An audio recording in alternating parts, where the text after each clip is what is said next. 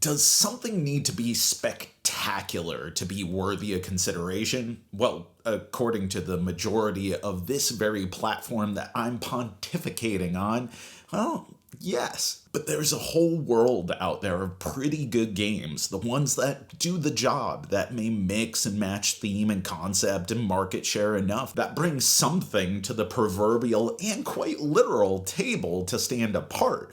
But if you're not going to be new or the best, then you have to at least be interesting, which brings us to the new Starling cooperative joint, Exoworld Survival. Stop me if you've heard this one before. Things are bad, and it's up to you and each fellow player to take on the role of a plucky career professional/action hero who gives a slight modification to your standard actions as you resolve each turn, drawing cards which work both as assets and as discardable colored base resources. Then bad stuff happens. Play proceeds with the next player until shit gets so bad you lose, or against all odds, you've weathered the crisis and win. That may be a tad bit reductive, but really it's the gist of the game.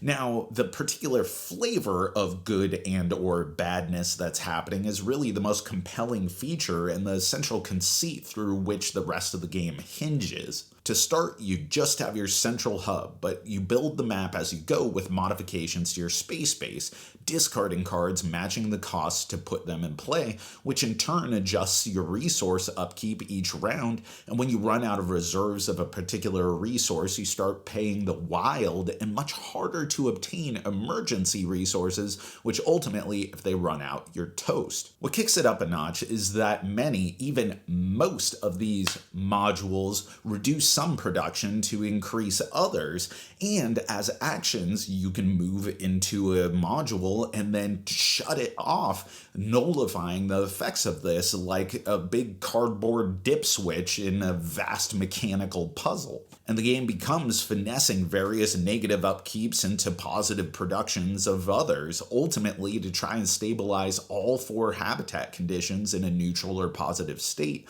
thereby winning the game, which is easier said than done when the end round bad stuff throws negative conditions on your characters, shuts off modules unexpectedly, adds some sort of crisis needing actions to move to and repair lest it drain off resources, or some built-in crisis of your game-chosen scenario, one welcome, albeit very slight bit of variation you can apply to the game. And that's pretty much it. And you know what? It's fine. It's totally solid. In fact, there's another parallel reality in which a certain other cooperative game of panic and emergency response didn't come out, and vast empires and legacies were built around this game instead.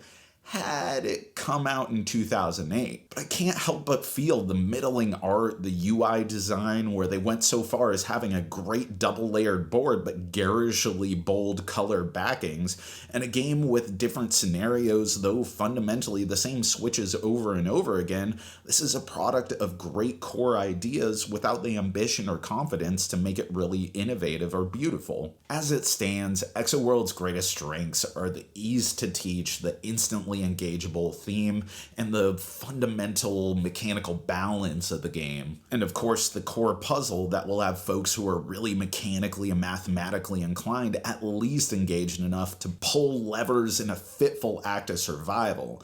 Otherwise, this game is as thin as the air on an unterraformed planet, though it's far from the worst game under the sun.